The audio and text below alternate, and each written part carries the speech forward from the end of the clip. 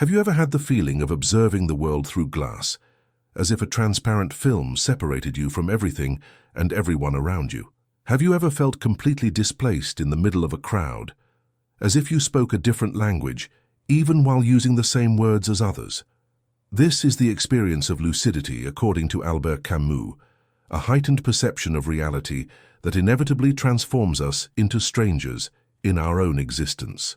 Lucidity is simultaneously a blessing and a curse, an awakening that frees us from collective illusions but isolates us in the solitude of our own consciousness. When we begin to see clearly, we discover that the price of truth is often loneliness, and that wisdom may be the loneliest path of all. Lucidity begins as an almost imperceptible whisper, a small crack in the mirror of normalcy that allows us to glimpse what lies behind the polished surface of social conventions. At first, we resist this heightened perception. We try to ignore the signals our consciousness sends us about the artificiality of many structures that sustain our daily life. We want to continue believing that the people around us share the same worldview, that the values we defend are universal and unquestionable, that there exists a natural harmony between our deepest desires and society's expectations. But lucidity is persistent. It infiltrates the most protected corners of our mind like water that always finds a crack through which to pass. When we finally yield to this clearer perception, we discover that we live surrounded by people who accept without questioning truths that have become evidently fragile to us.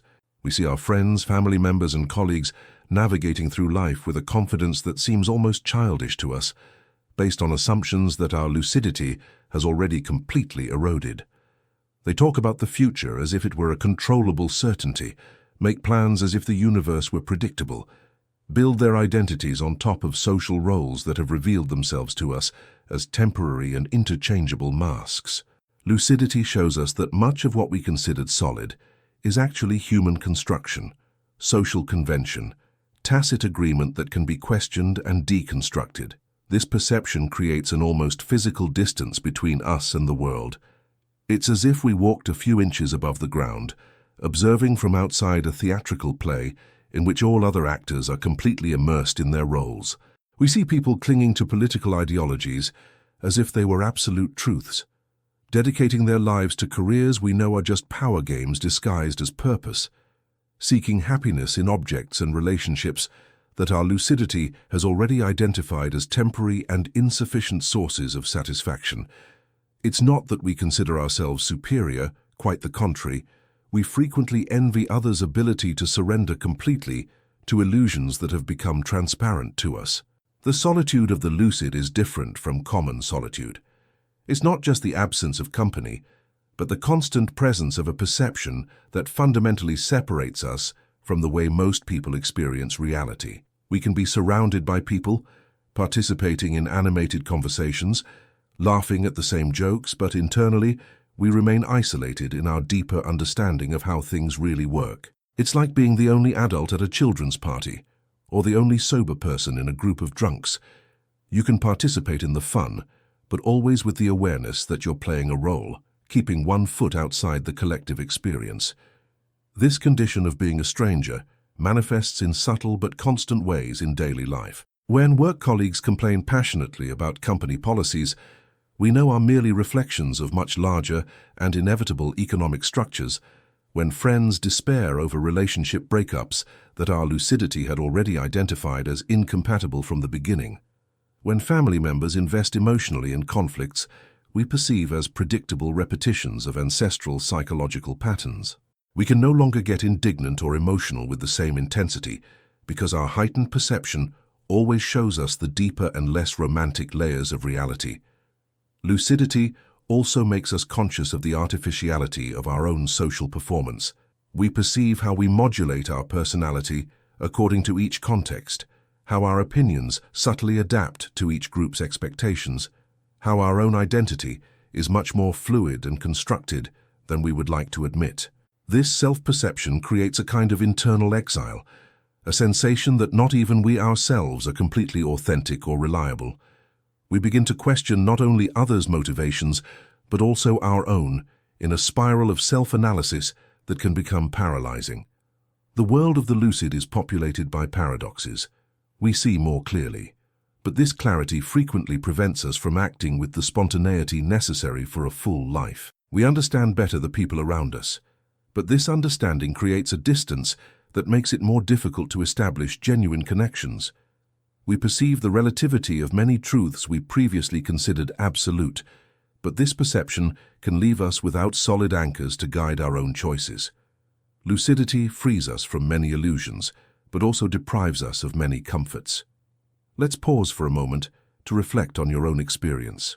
Have you ever felt like an external observer of your own life, seeing too clearly the motivations behind the actions of people around you? Have you had the sensation of seeing things you would prefer not to see, that your heightened perception has become more of a burden than a gift? If these words echo something in your experience, leave in the comments a simple phrase, "I feel this too." Your response not only validates your own experience, but helps other people realize they are not alone in this journey of awakening and estrangement. You are not alone in this condition of solitary lucidity. Camus's philosophy offers us a unique perspective on this condition of lucid estrangement. For him, the clear consciousness of our absurd condition, of the absence of pre-established meaning in the universe, inevitably transforms us into strangers not only among others, but in relation to existence itself. The lucid man recognizes that he lives in a silent universe, that his deepest questions about the meaning of life find no satisfactory answers, that his needs for understanding and harmony constantly clash with the opacity and indifference of the world. This perception of the absurd is liberating and isolating at the same time. Camus describes the moment of lucidity as a sudden and irreversible awakening. It's as if a person lived their entire life in a collective dream and suddenly opened their eyes to discover they were sleeping. This awakening can happen gradually or through some specific event that functions as a catalyst, a significant loss, a profound disillusionment, a moment of clarity that cuts through all our mental defenses. From that moment on, we can no longer return to the previous state of comfortable unconsciousness. Lucidity, once acquired, cannot be unlearned or ignored. This new perception places us in a unique position regarding human suffering. On one hand, our lucidity makes us more compassionate because we can clearly see the illusions that imprison people and make them suffer unnecessarily. We recognize in others the same fears, the same needs for meaning, the same desperate attempts to find security in a fundamentally insecure world. On the other hand, this same lucidity can make us impatient with complaints we consider based on false premises or with dramas we perceive as avoidable. The lucid develops an ambivalent relationship with truth. He values intellectual honesty above emotional comfort, prefers to face unpleasant realities rather than take refuge in consoling lies, but at the same time recognizes that this preference for truth has a high social cost. It becomes difficult to participate in superficial conversations when your mind automatically seeks the deeper layers of any issue.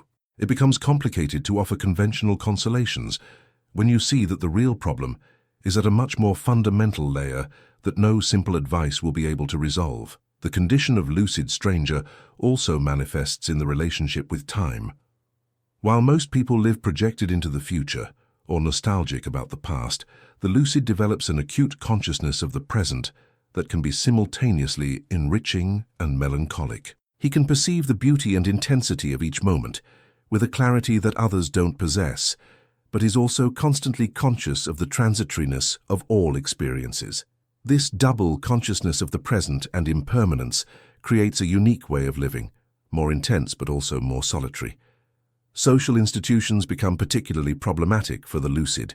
Religions, political ideologies, cultural traditions, social norms, all these structures that offer meaning and direction to most people are perceived by the lucid as human constructions, useful perhaps, but not true in the absolute sense they claim to have. This doesn't necessarily mean he becomes a rebel or revolutionary, but rather that his participation in these structures acquires a different character, more distanced, more conscious of their artificial nature. Work, romantic relationships, friendships, family life, all these spheres of existence are traversed by lucidity in a way that transforms them qualitatively. At work, the lucid can execute his tasks competently, but will hardly be able to invest emotionally in corporate objectives he perceives as arbitrary or questionable. In relationships, he can love deeply, but always with the consciousness that both he and his partner are playing roles that could be different, that the very notion of eternal romantic love is a specific cultural construction and not a universal truth. This lucidity creates a particular form of melancholy, different from common sadness. It's not exactly depression, although it may include depressive elements, but rather a constant consciousness of the fragility and arbitrariness of many things that others consider solid and permanent. It's the melancholy of one who sees things as they really are, without the protective filters of illusion and unconscious hope. It's a philosophical sadness, a nostalgia for lost innocence, for the time when the world seemed to make more sense. At the same time, lucidity can generate a specific form of courage. When you have already recognized the absence of fundamental guarantees, when you have already accepted that there exists no universal safety net that guarantees meaning and protection to human existence, you can develop a peculiar courage to face life without these guarantees. It's the courage of the tightrope walker who knows there is no safety net, but even so continues walking on the tightrope with elegance and determination. The creativity of the lucid also acquires special characteristics.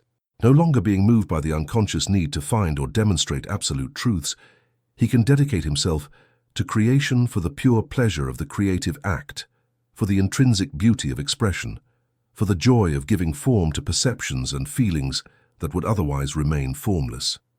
His art, his writing, his way of living can acquire a particular authenticity because they no longer need to serve external purposes or meet specific social expectations.